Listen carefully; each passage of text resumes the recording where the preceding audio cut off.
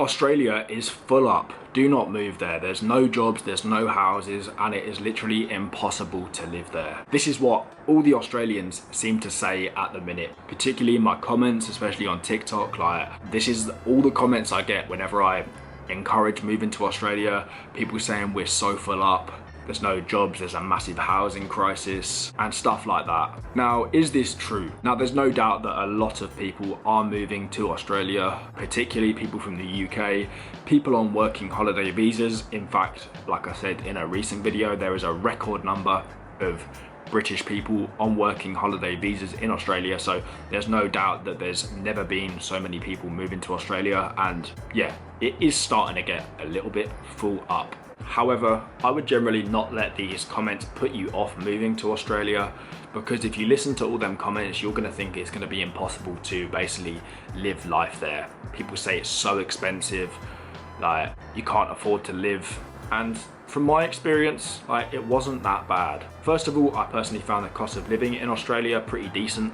I thought the wages were a lot higher than I was getting paid in the UK, and yeah, it's fairly expensive, but the wages do balance it out, and I was able to save a decent amount of money in Australia. I think the cost of living is nowhere near as bad as everyone says. And also, I am speaking from my experience on a working holiday visa in Australia, living there with my mate originally and then with my girlfriend. This might be different for families, people who have a mortgage and stuff like that.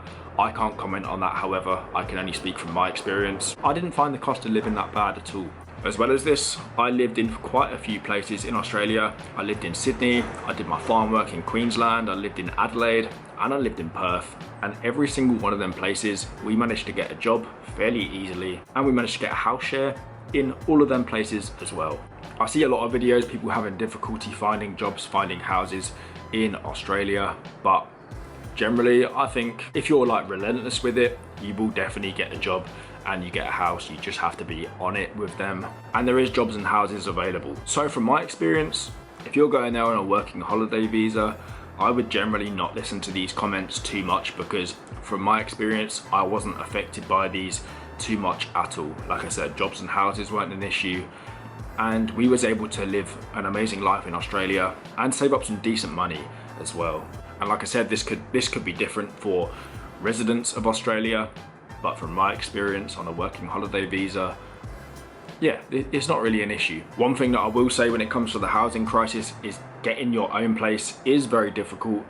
The only way you can get your own place is generally if you're planning to stay there for at least a year, because I mean in that exact house for a year, because generally the landlords are looking for people for at least a year. Our biggest issue has been that we only been looking for like 6 or 9 months, so we've always had to go with a house share. So, and also going for a viewing for your own place, there's going to be like 100 people, which yeah, is shit. So should you believe these comments, they're full? Yeah, from my experience, no. But at the same time, I wouldn't expect to just go there and easily get a job, easily get a house.